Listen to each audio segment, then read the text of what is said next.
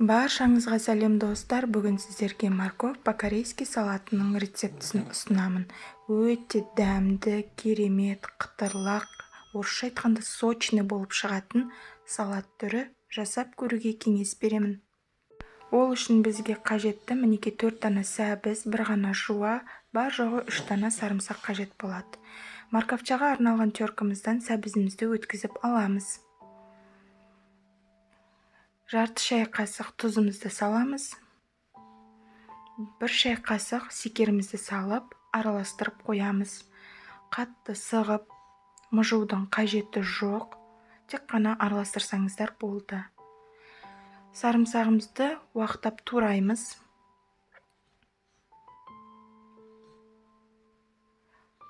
Табамызға майымызды құйып, жуаны қызартып қуырып алатын боламыз.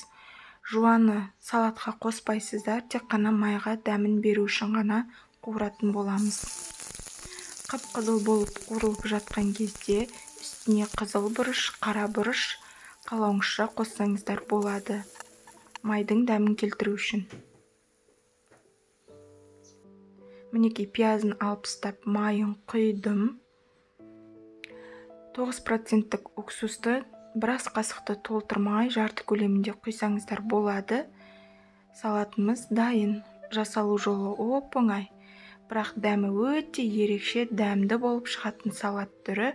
Жасап көруге кеңес беремін. Менің арнама тіркеліп, лайк басып, колокольчик белгісін басып қойсаңыздар, жаңа рецепттерімді көріп отырасыздар.